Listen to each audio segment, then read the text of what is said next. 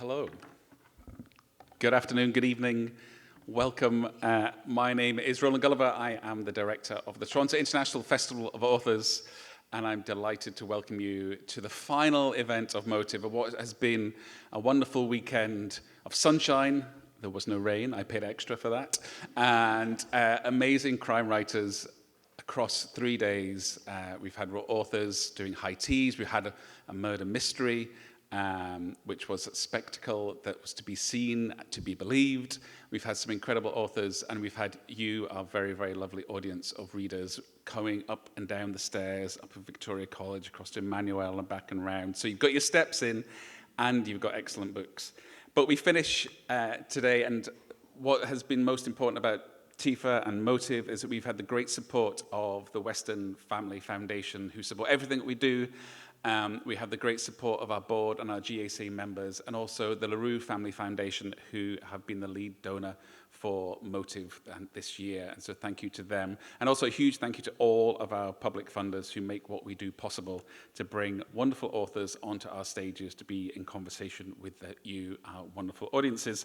And we are celebrating this evening an author who has redefined and shaped the psychological thriller, both in Canada and around the world. And we're celebrating 10 years and 10 books. Crime writers are really prolific. I find that very intimidating. And Shari Lapena is one of the best. She's an internationally best-selling author of 9 thrillers so far. It began with The Couple Next Door, and all have been New York Times, Sunday Times, and Globe and Mail bestsellers. Her books have been sold in 40 territories around the world. Book 9 is She Didn't See It Coming, and in summer 2026, we'll see the 10th, which is Getting Away with Murder. But it began with The Couple Next Door. And Shari will be in conversation with Nita Prose, who is another amazing Canadian best-selling author, and her Made series has sold over 3 million copies worldwide. And in 2027, her new novel will be published, which is a mystery thriller set in the Muskokas. Shari, if that's not enough, Shari and Nita will be joined by 3 fellow best-selling Canadian crime writers who will read extracts from Shari's novels. Samantha Bailey, who will read from She Didn't See It Coming, which is book 9. Hannah Mary McKinnon will read from Everyone Here Is Lying, which is book 7. And then Bianca Marais will read from the first book, The Couple Next Door, for which there's a special 10th anniversary edition. And the books are available for sale outside if you haven't got your copies already, and Shari will be signing copies after this event. So please do give an enormous welcome for Nita Prose and the great Shari Lapena.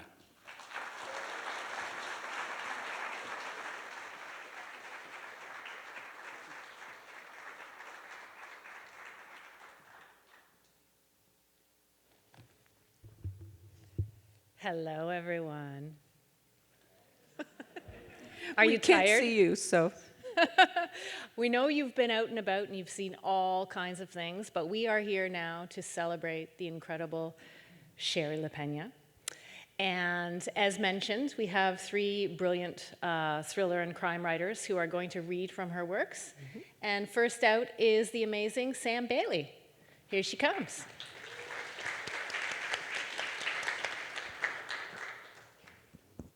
Can everyone hear me? Excellent. Hi, everyone. Thank you so much for coming. All of the women you will see on the stage this night are women that I absolutely love. We have such a fierce writing community, and Shari is one of my favorites. I say that so she won't kill me. I first met Shari in 2019 when she was interviewing Taryn Fisher at an event where we were doing candle making, which I thought was such an interesting choice with paperbacks. But anyway, it was an amazing event, and I'd already fallen in love with Shari's book, The Couple Next Door, and then I fell in love with Shari because Shari is tell it like it is, authentic, real, down to earth, so easy to talk to. And she draws people to her the same way she does with her completely dysfunctional characters. Shari is not dysfunctional at all, but her characters are messy, messy, messy. And one of the most incredible skills that Shari has is she endears the most awful people to her readers, where we root for the bad guy sometimes. All right, so I'm going to be reading from She Didn't See It Coming, Shari's 9th book, which is about a missing mother. And I can't see a thing. Okay. Chapter 1, Now. Bryden encourages Clara to eat her breakfast of Cheerios and a banana. She needs to get Clara ready for daycare. She's working from home today, Tuesday, at their condo in Buckingham Lake, because she has a lot to do, and she gets more done at home away from distractions than she does at the office. She's an accountant with a busy mid-sized firm on North Pearl, downtown, and they don't have a problem with it. Her husband, Sam, enters the kitchen dressed for work, tightening his patterned silk tie. He kisses her on the cheek and heads for the coffee maker. He has his back to her, pouring out his coffee, when he asks, "What's on for today, working from home?" "Yes, I told you last night, remember?" "Right." He turns around to face her and smiles. "And you're in your work from home outfit." She laughs and looks down at her sweatshirt and yoga pants. It's nice not to have to dress up for work once in a while. He makes himself some toast and eats it sitting beside their daughter at the kitchen table, entertaining her with silly faces, making her laugh, while Bryden gathers everything together to get Clara ready. Sam leaves the condo first. He's a portfolio manager with Kleinberg Wealth, and he's got an early meeting. Bryden picks up Clara, and they have a group hug in the front foyer, and Sam and Bryden kiss each other goodbye before he puts on his coat. Bryden and Clara wave from the doorway as they watch him walk down the corridor and enter the elevator to go down to the underground parking garage, where he'll get in his car and make the 14-minute drive to his office downtown. A few minutes later, Bryden gets in the elevator with Clara, descends to the parking garage, and buckles her daughter into her car seat in the Volvo to drive her to daycare. That afternoon, Sam Frost is in a meeting with a high net worth client. They're sitting at a long table in front of glass windows with a panoramic view of the city when Sam gets a signal through the glass wall from Connie that he's wanted on the phone. He shakes his head at her. He turns his cell phone off during meetings for a reason, but she's insistent, making faces and gesticulating at him. He excuses himself and leaves the room. "What is so important that you have to interrupt my meeting?" he asks her. "It's your daughter's daycare." "Is she all right?" he asks quickly. "Yes, she's fine, but your wife hasn't picked her up." He glances at his watch. It's 5:30. Bryden always picks Clara up at 5. "Seriously? You'd better talk to them." He follows her to reception and picks up the phone. "Sam Frost," he says. "Mr. Frost, sorry to bother you, but Bryden hasn't been in to pick up Clara, and she's not answering her phone or texts." "She's probably in her car on the way," he says. "Can you wait a little longer?" "We're here for late pickup till 6:30, but someone must come get her by then." He makes a mental calculation. "Look, if Bryden doesn't arrive there by 6, I'll come get Clara. It's only a few minutes from here, but I'm sure she will get there any minute. I'll try to contact her." "Thank you, Mr. Frost." He hangs up the phone. Connie is looking at him. "Everything all right?" she asks. "I'm sure everything's fine," he says. "Something must have held Bryden up." He texts her, "You okay?" He watches his phone for a moment, but there's no reply. He calls her, but it goes directly to voicemail. "She must be in the car running late," he says to Connie, who returns to his meeting, which soon comes to an end. When he hasn't been able to reach Bryden by 6 o'clock, he phones the daycare. The director, Gwen, answers. "We were just about to call you, Mr. Frost. Bryden still isn't here. I hope she's okay." "I don't know what's happened to her," he says, allowing worry to creep into his voice. "But I'm leaving now. I'll be there soon." He turns to Connie, who is hovering. "This is really odd. I've called and texted her, and the daycare has too, and she's not answering. She should have got there by now." For good measure, he calls Bryden again while Connie stands by, but again, there's no answer. He leaves another message. I'm really worried now, Bryden. Can you please get in touch? I'm going to pick up Clara.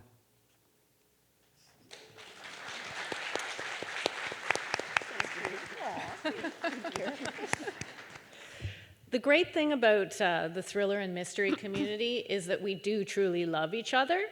We care about each other a lot. We do. We really do. I think we just saw that. Yeah.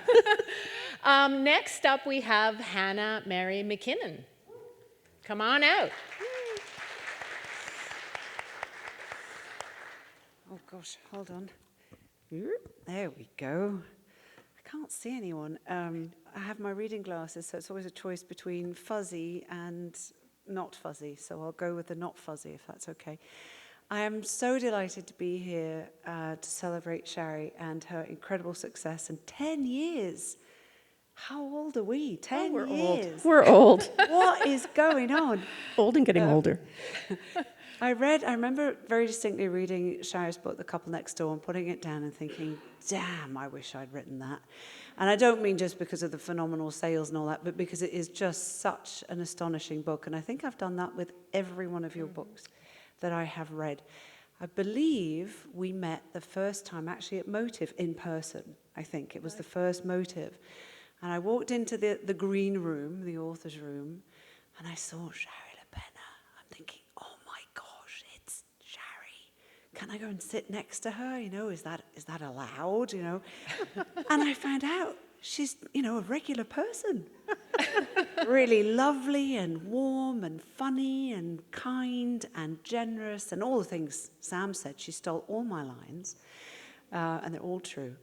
And I'm just so honored to be here and to be able to call you both, actually, friends. So thank you for having me and for having me here to celebrate with you. And you're so comfortable with me now that you just offered me a breath mint. It's true. We were in a And I panel. said, is that a hint? And I offered her a chewing gum and she said, I can take a hint. Oh dear, anyway, yeah, thanks for embarrassing me now. It's not what that was about. Anyway, I am swiftly moving on. I am reading from Everyone Here is Lying. It's about a missing young girl, an affair, a small town just bursting with secrets, and very guilty people. So shall we dive in? All right, this is chapter 1. They don't speak as William walks her to her car parked behind the motel. They never leave their cars out front where they might be recognized. No one will ever know they were here. At least this is what they tell themselves, what they have told themselves every time over the last few months as their affair kindled, burned brightly. But now it has been abruptly snuffed out by her. He didn't see it coming. They'd met at their usual motel on the outskirts of town where no one knows them. It's on the main highway. They had to be discreet. They couldn't meet in their own homes because they're both married. And she, apparently, wants to stay that way. Until half an hour ago, he hadn't really had to think about it. He feels like he's had a rug pulled out from beneath his feet, and he still hasn't regained his balance. They stop at her vehicle and he leans in to kiss her. She averts her face. Despair and desperation take hold, the realization that she really means it. He turns quickly and walks away, leaving her standing there, keys in her hand. When he gets to his car, he looks across to her, but she's already starting the engine and driving away in a burst of speed, as if making a point. He stands there, bereft, watching her go. Something had seemed different about her today. He always arrived at the motel first, checked in, paid in cash, got the key, and texted her the unit number. Today, when she knocked and stepped inside, she'd pulled him close and kissed him more hungrily than usual. There were no words. They tore off each other's clothes the same as always, made love the same as always. Afterward, she usually lay with her head on his chest, listening to his heart, she'd say. But today, she'd sat up against the headboard and stared straight ahead, looking at the two of them in the bureau mirror. She'd pulled the white sheets up to cover her breasts. Also, unlike her, she wasn't listening to his heart anymore. "We have to end this," she said. "What?" He looked up at her, startled, then pulled himself up to sit beside her. "What are you talking about?" He studied her, such a beautiful woman. The bone structure, smooth blonde hair, and natural glamour reminiscent of an old-fashioned film star. He felt a surge of alarm. She turned her head and looked at him then. "William, I can't do this anymore. I have a family and kids to think of." "I have kids too." "You're not a mother. It's not the same." "It didn't stop you before," he pointed out. "It didn't stop you today." She looked angry then. "You don't have to throw it in my face," she answered. He softened, reached for her, but she shrugged him away. "Nora, you know I love you," he added, "and I know you love me." "It doesn't matter." There were tears in her lovely blue eyes. "Of course it matters." He was panicking. "It's all that matters. I'll divorce Erin. You can leave Al. We'll get married. The kids will adjust. It'll be fine. People do it all the time." She looked at him for a moment, as if surprised he suggested it.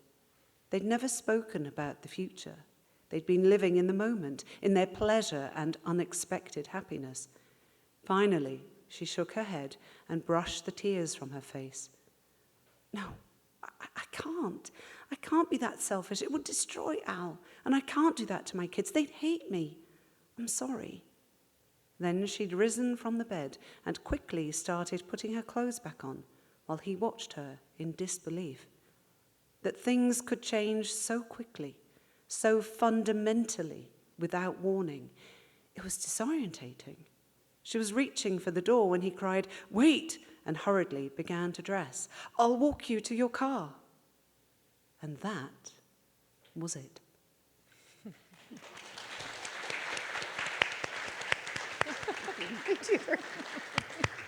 Me too. Oh. So many hugs. Thank you, Hannah. Next up, we have Bianca Marais, author and podcaster extraordinaire. Here she comes, and she's going to do the last reading.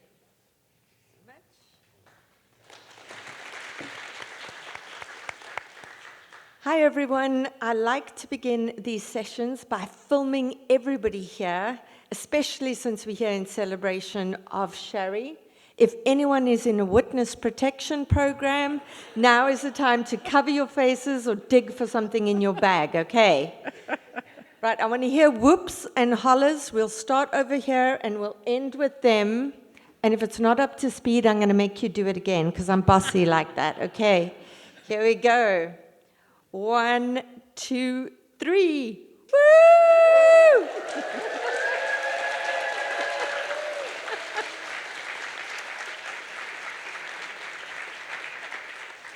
Not too shabby, not too shabby.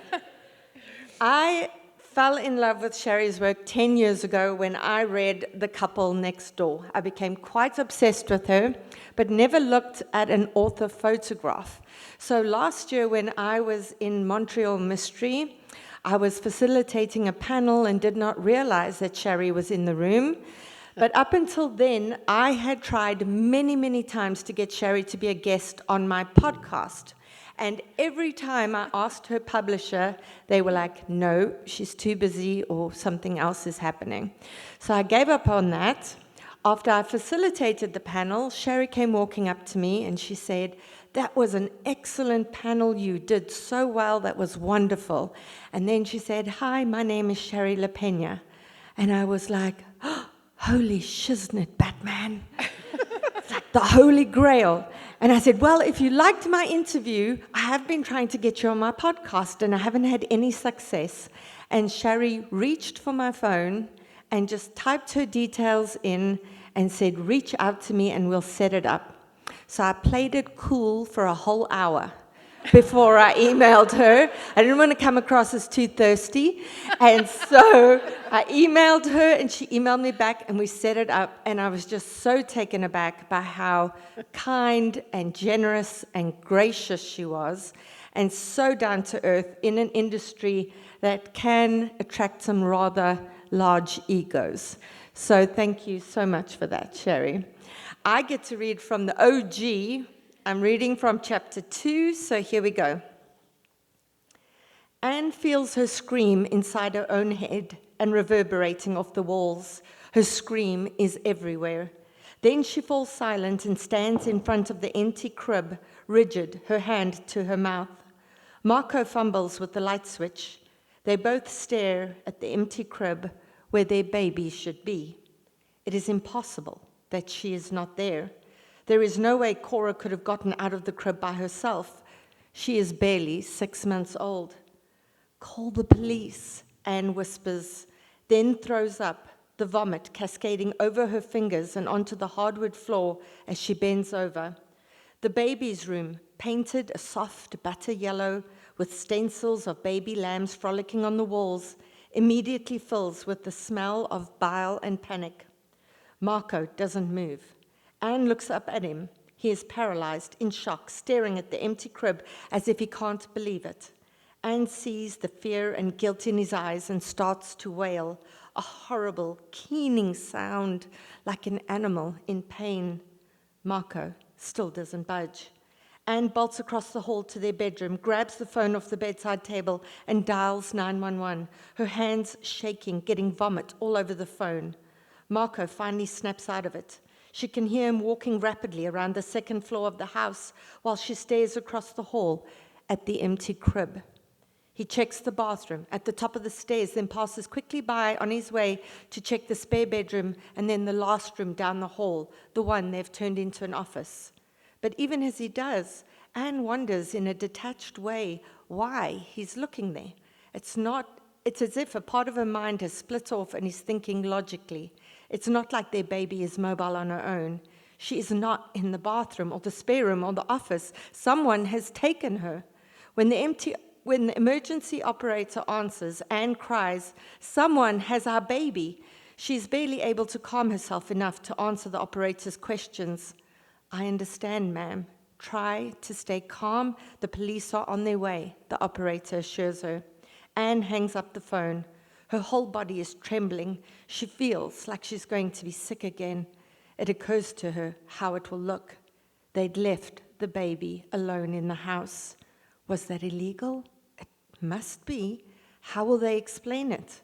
Marco appears at the bedroom door, pale and sick-looking. "This is your fault," Anne screams, wild-eyed, and pushes past him. She rushes into the bathroom at the top of the stairs and throws up again, this time into the pedestal sink, then washes the mess from her shaking hands and rinses her mouth. She catches a glimpse of herself in the mirror. Marco is standing right behind her. Their eyes meet in the mirror. "I'm sorry," he whispers. "I'm so sorry. It's my fault." And he is sorry, she can tell. Even so, Anne brings her hand up and smashes at the reflection of his face in the mirror. The mirror shatters and she breaks down sobbing. He tries to take her in his arms, but she pushes him away and runs downstairs. Her hand is bleeding, leaving a trail of blood along the banister. An air of unreality permeates everything that happens next. Anne and Marco's comfortable home immediately becomes a crime scene. Anne is sitting on the sofa in the living room. Someone has placed a blanket around her shoulders, but she's still trembling. She's in shock. Police cars are parked out on the street outside the house, their red lights flashing, pulsing through the front window and circling the pale walls. Anne sits immobile on the sofa and stares ahead as if hypnotized by them. Marco, his voice breaking, has given the police a quick description of the baby, 6 months old, blonde, blue eyes, about 16 pounds, wearing a disposable diaper and a plain pale pink onesie. A light summer baby blanket, solid white, is also missing from the crib. The house is swarming with uniformed police officers. They fan out and methodically begin to search the house. Some of them wear latex gloves and carry evidence kits. Anne and Marco's fast and frantic race through the house in the short minutes before the police arrived had turned up nothing. The forensic team is moving slowly. Clearly, they are not looking for Cora. They are looking for evidence. The baby is already gone.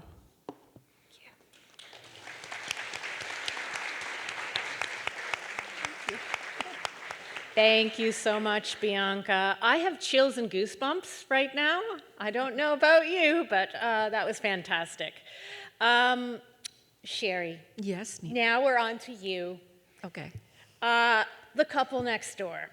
This was the book that really launched your career as a writer. It has sold millions of copies worldwide. It's been translated. It was a bestseller in so many countries. It is a book, 10 years have gone by now? Yeah. 10 years, 10 books. So what does it feel like to have 10 novels under your belt? And what do you remember of writing this book? It feels bizarre, actually, because it's one of those things where it feels like just yesterday, but it also feels like 100 years ago because so much has happened since that book came out that my life is completely different from the way it used to be, much as I'm sure yours is very different from before you published The Maid. I remember how it happened because it was one of those stories that just seems unbelievable, but I wrote it just for me. I wrote it as an experiment, and I've said this before. I wanted to see if I could write a thriller. And I didn't think I could do it, so I wrote it in secret. And then when it was done, I thought, this isn't so bad. And I sent it out to an agent, and she got back to me the next day.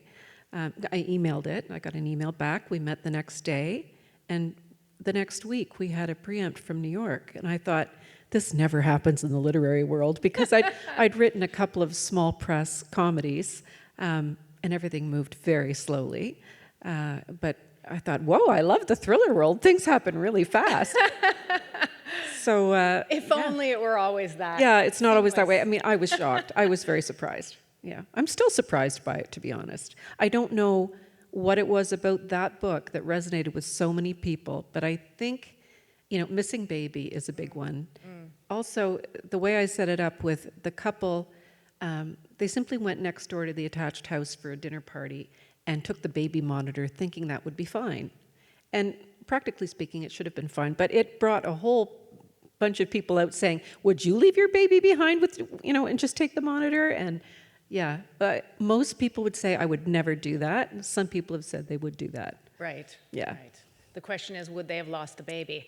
Yeah, so it's just, I think it gripped people, and like parents who are, that have fallen down on the job. Like, we like to blame parents if they don't do a good. We're a very comparative parenting kind of society. That's Yeah. very true. Yes, yes. Now, you just mentioned that you had written before, but this was your big hit. Yeah. What made you decide to make that shift away from your other genre writing to this one?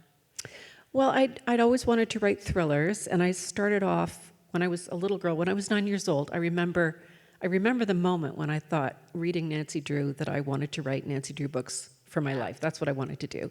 Then I put it aside for many, many years, but I kept reading Agatha Christie and Patricia Highsmith and all the mystery writers. And that's what I like to read. I love to read crime and thrillers, and that's what I watch. But I honestly didn't think I could do it because I don't plot at all. And I was just in the Nicole Lundergan panel with, and I can't pronounce her name. Anyway, they were both brilliant, the Korean writer, and neither one of them plot at all. And I always love to hear these stories where they don't plot and they just write from the subconscious, because people don't believe me when I say that that's what I do. No, I just envy you, that's all. Yeah. Just pure and absolute envy. Well, but I think they both said they do an awful lot of editing after, which is, the downside of writing just without a plan. But I always thought that a thriller, because plot is so important, I thought that you would have to plan it out. Yeah. And when I decided I wanted to write a novel, I just started with a character, and there was no plot. It just was all the things that happened to him, and I started that way because I couldn't plot. And to this day, I cannot plot a novel. I cannot Amazes see me. what's going to happen unless I'm in the character doing something, and I don't know who the characters are unless I'm working with them. So I can't plan. For me, I can't plan what's going to happen 2/3 the way through because I have no idea who I'm dealing with yet. Yeah, but that requires a certain amount of just natural instinct as a writer that I find incredible. Well, you know what? So Freud said that all creativity comes from the subconscious. Ideas, creativity, your dreams, it all comes from the subconscious. I think it's just how you access it. You know, if I'm someone who remembers my dreams quite well, and I would love to do a survey whether people who write without a plan, if we remember our dreams more and have more access to the subconscious, Right. or whether people who plan. Do you remember your dreams? I do, yeah. Okay, well, there I goes do. that theory. Just Well, scratch all that. That's a, a small testing lot of one. So, one of the great hallmarks of a Shari Lapena book is that the characters always feel so relatable, so girl next door, so neighbor next door, so couple next door. And in this novel, we have Anne and we have Marco Conti. They are a couple. They seem to have it all, and as we just heard from that great reading, they find themselves in quite a predicament, the loss of their baby very, very early on in the book. Yeah. Tell us about this couple and how, what inspired them or how you came to know them. Well, I think all the families that I start with, they all seem like they've got it all together on the outside, but I think most people look like that on the outside. Exactly. Because we all try very hard to look that way. Yeah. Like we're all holding it together and we're all trying to look like we're winning at life. But if you look closely at characters in crime thrillers, they're not winning at life. Anyway, what's happened with Anne Conti is it's her first child and she's got pretty bad postpartum depression. And so there's a lot about that in the book, and it makes her a suspicious character to the police, and it makes her own perceptions of what's going on very distorted. So in a way, she's an unreliable narrator because she doesn't really know. She's very, very sleep deprived as well. And so they look like perfectly fine couple, but there are some financial issues in the closet and some family issues and some friendship issues. There's lots of issues in all my books, but yeah, there's a lot of issues in that one. Indeed. And you just mentioned motherhood, so let's go there. I think that's a theme that comes up in many of your books, and you create in this one an unreliable character because of the very state of being of her, having to deal with having had a child and the postpartum that she's really suffering with. Yeah. So tell us about the role of motherhood in this book and your other books. Well, I find motherhood very interesting. I was a very nervous mother, so I would never have, left the baby alone. I used to stay up, at night looking at the baby to see if he was still breathing. Oh. I was a very nervous mother. So I think that fear of losing your child is, some of us feel a lot more anxious about that than others, and I tend to be an anxious person. So I think that when I wanted to write a thriller, I wanted to do something really gut-wrenching, and I think that's the worst thing I could imagine is losing your child. So that's why I chose that. Yeah.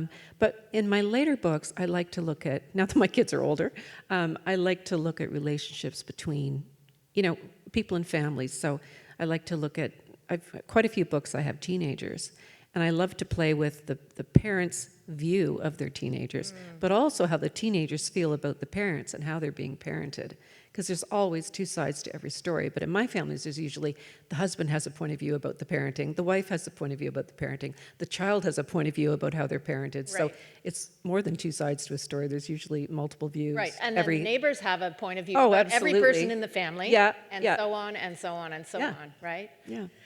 So that brings me to the cast of characters, and I think in this case we've got Anne's parents, we've got her husband, the detective on the case, we've got the neighbors in the community, and they all feel so real. And I think that is another hallmark of your books, is that we know these characters. We feel they are personal to us. I can put my own names to everybody in this book of people who I know who are like them. Oh, okay. How do you do that? How do you build that level of believability?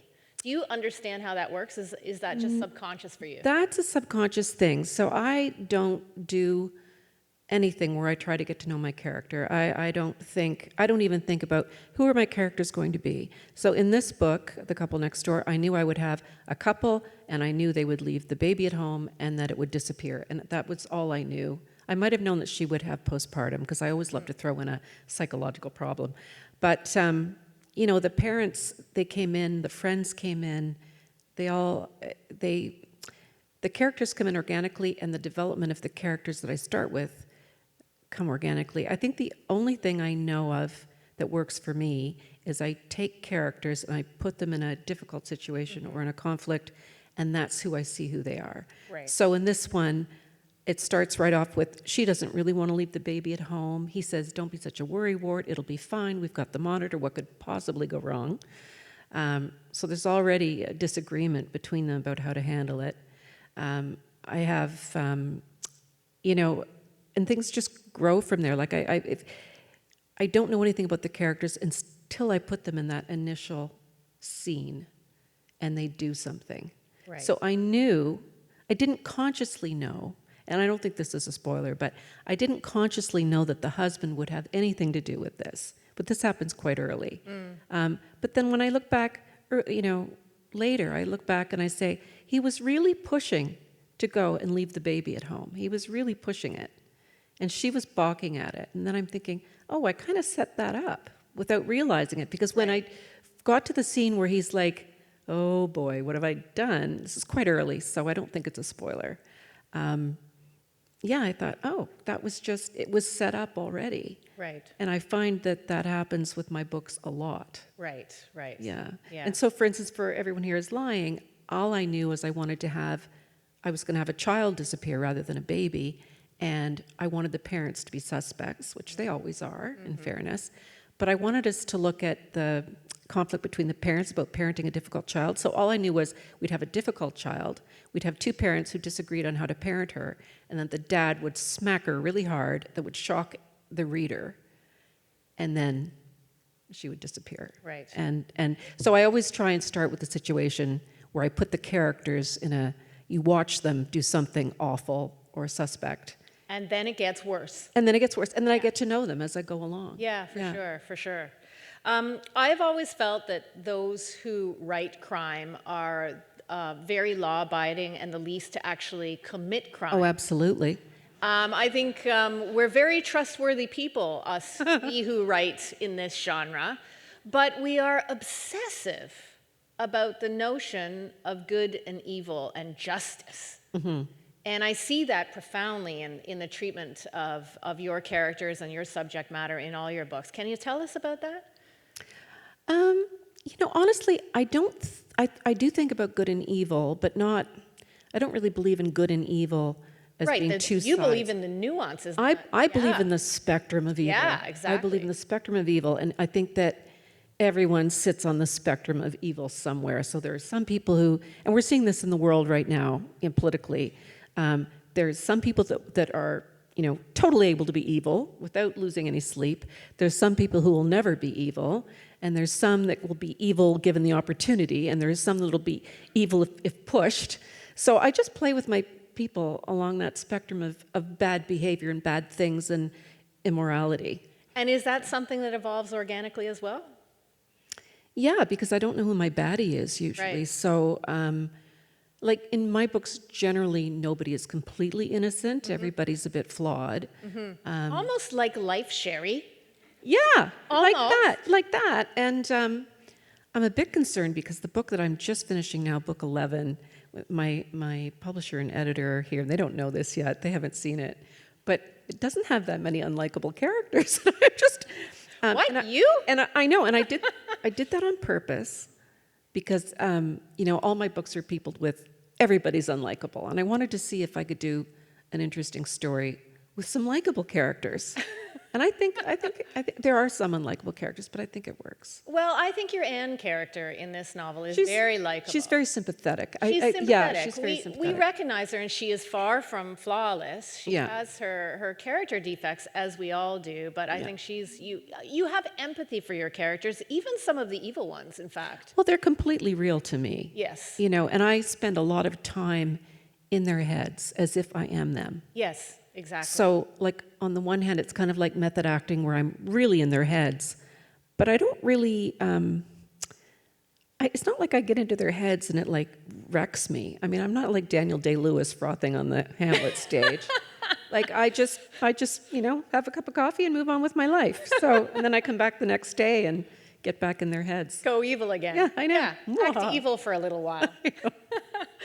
Something I really admire about your books is your really expert wielding of third-person point of view. I love my first person. I'm very attached to it. But your third person feels so close and so intimate. And as you just said, you move inside the character to discover it. And I think maybe that's sort of the seed of where some of that intimacy comes from. Yeah. But can you tell me, in this cast of characters, which character was it easiest to get into, to understand, or to know, and which was the hardest?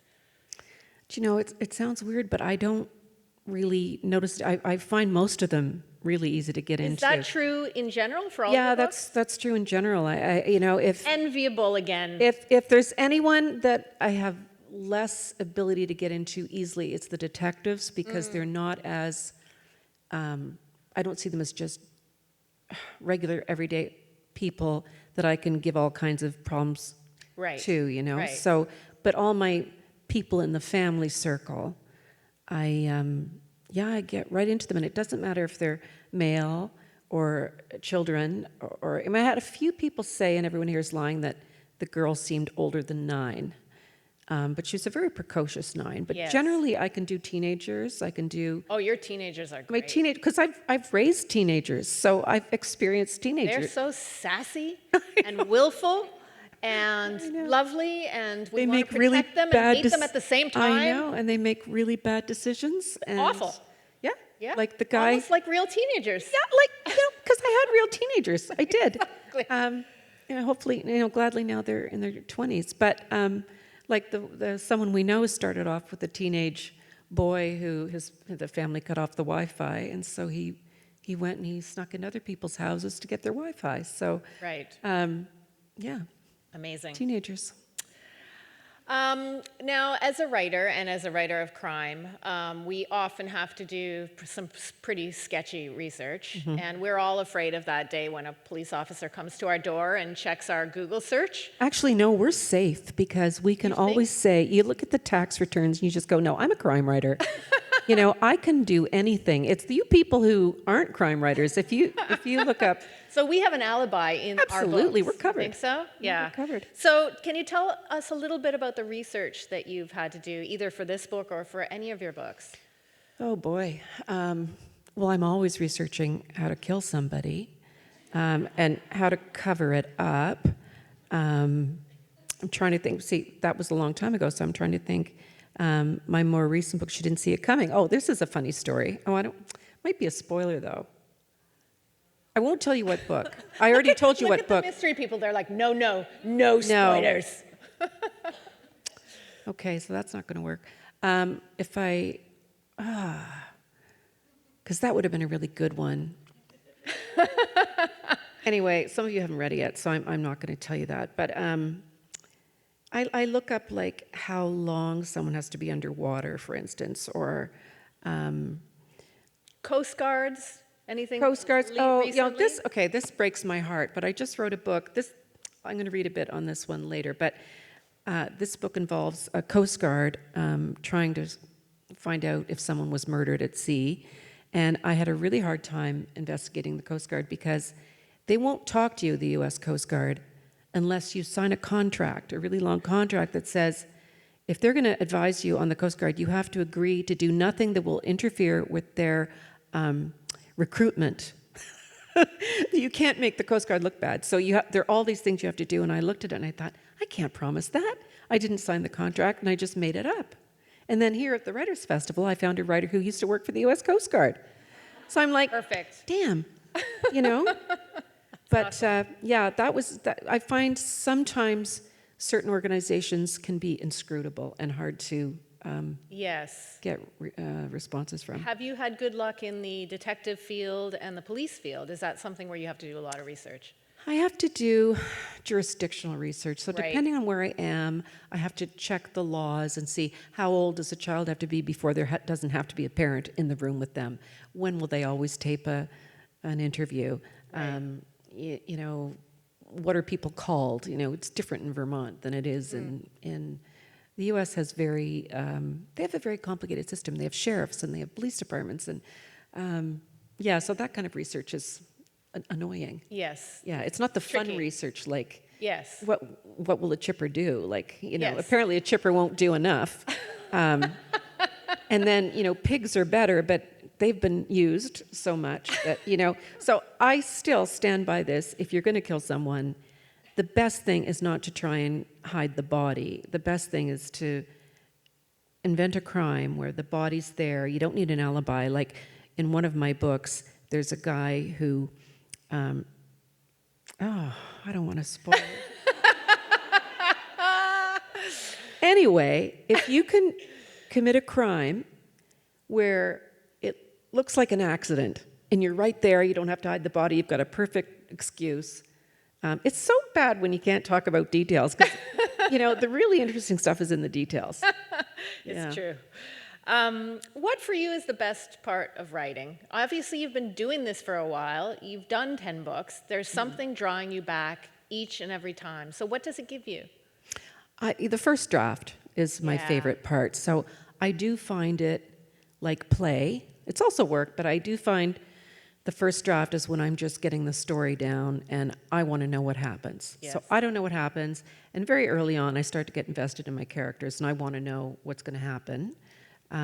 So I keep writing to figure out what's going to happen. And it's true that sometimes, like partway through, I'll go, I have no idea what's going to happen. I don't know if this can work, and I go through these cycles. But, I trust the process now, and I know that I will come to a satisfactory resolution. But that's what keeps me going, is I'm looking for the story. Yes, and that when you're finished the novel, is that when you really feel a great, deep satisfaction with? That's funny, because I just finished this one, and I'm like, no, I feel insecure, actually, is how I feel. I feel that's like your low point. I go, phew, glad that's done. And then I think, they're going to hate it. And then I think, I have to edit it. And for me, edits are a lot of work, because I don't plan.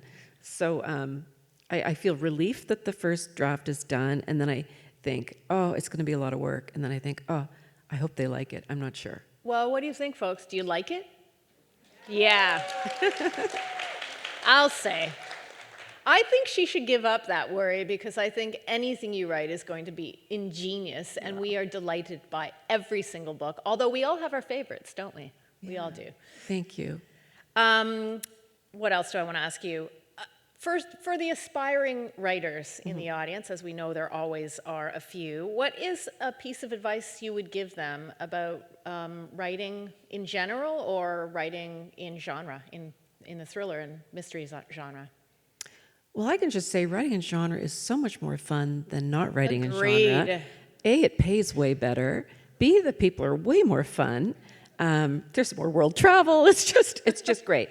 But if you want to join it, it depends on the person. I've always said that I'm someone who likes to write in secret.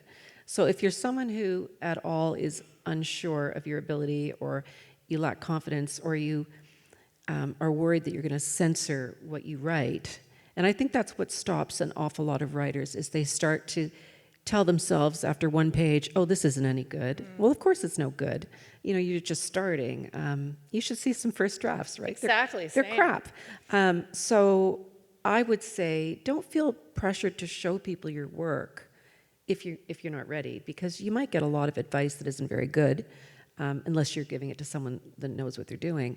So I would say write in secret, and I would say write what you want to read, like what you want to do, like follow your own interests. Don't try to worry about what's selling, because if you don't find your own voice, then it won't sell anyway. Yeah, I would agree. Voice is what matters. Voice is what sells the book. Yeah. Absolutely. Yeah. Exactly. All right, well, we can turn to a couple questions now. There are two microphones, one on this side, one on the other. So brave people, come and ask Shari a question. If you don't, then I'll ask you guys questions, and that is so terrifying. That should, scare you and make you... Here we have somebody, a brave person, to start us off with our questions. Hi, big fan, read almost all of your books. I just wanted to know, also as an aspiring writer, does it get easier to write each book, especially as a plotter? Do you feel like your brain just knows, like, okay, I need to write a clue in right here? It just naturally all kind of comes together and you get better at editing, or does it just suck like every book? I think every book is hard. I don't think it gets any easier. I think I find I have more trust in the process than I used to. Like my highs and lows, like it sucks, it's good, they're not as intense. I always know I'll get through it, and then it's probably going to be fine. But it doesn't get easier, I would say. Do you find it gets easier to write a book? It does not. And I can't help but think of your lovely husband, Manuel, who is here somewhere, and how he once taped you, Yes. recorded you. Can you tell that story? Right. So I go through, and this came up on a panel with Eva Bjorg, Aegis' daughter, and Hannah Mary McKinnon. They were talking about how, when they're going through a book, it's like a cycle, like, oh, it's okay, and then, oh, it's terrible, and oh, it's pretty good, and oh, it's terrible. And their husbands would just go, yes, dear, yes, dear, yes, dear. So I told them what my husband did. So one day I came down, and we were into a few books by now, 6 or 7 books. And he's, I was going, oh, I don't think this book's going to work. And then one day I came down and I said, I think this is really good. I love this book. And he goes, come here. And he records me on my phone, and he gets the date, and he goes, Shari, how do you feel about your book today? And I said, I think it's really good. I love this book. So now when I'm in the down phase, he'll go, come here, and he'll play the recording. And so now this is what I tell other writers to do.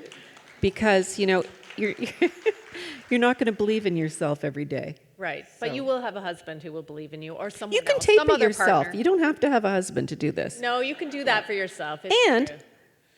Catherine Mack said something. Were you there when she said No. this? In the green room, she said, you can send yourself an email. And I said, but you can't. And she goes, from the future, saying, see, you did it. And I said, but you can't do that. She goes, yes, you can. You can plan an email to come in 6 months and saying, see, you did it, and it's great. And I didn't know you could do that. But yeah, that's what she's going to do. That's Yeah. brilliant. All right, over here. I'm so sorry. I haven't read any of your books. Oh. But that's why I come to the festivals to meet Yes. authors. And I was just wondering, and I don't know if you're allowed to say this, are there any of your books that you are the most excited about to reread again? Oh, I'm never excited to reread my books by the time I'm done. No. I think the book I like the most right now is my new one. It's a bit different because it's not a whodunit. So I don't know. I like this. There's a psychopath in this one, and I like them all. But I think no, I don't reread. No.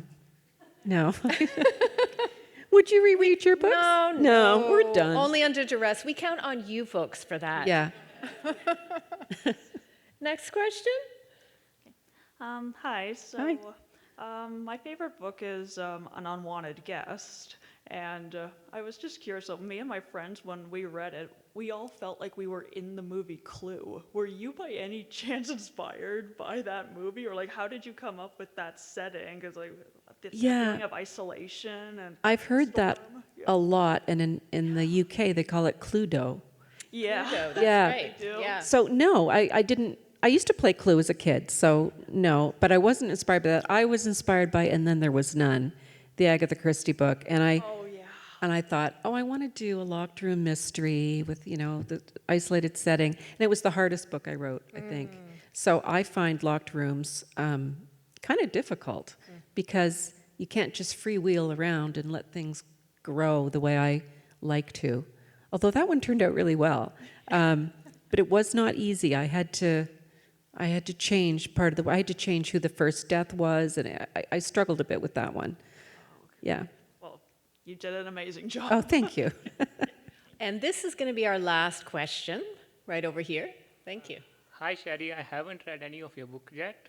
That's why I've come to the fest. But I just got a question while you were explaining about the psychopath and all the murder mysteries you are writing. Did it ever happen to you, while writing all these kind of books, that it took a mental toll on yourself? It happened sometime with me, while we are watching some really psychopath series, you kind of think about yourself as a psychopath, or you start analyzing everyone around you like one. Did it ever take a toll on your mental health while writing these kind of books? I'm wondering if you're a psychopath. As of now, I'm not. No, I actually find it quite fun. So it doesn't really take a toll on me, and I know that sounds weird, but I know I'm just making it up. I get more bothered by stuff I read in the news that's real. But my stuff's just fiction, so I find it entertaining. Thank you. That's a great question. Thank you. Thank you, thank you, thank you, Shari. Thank you, Nita.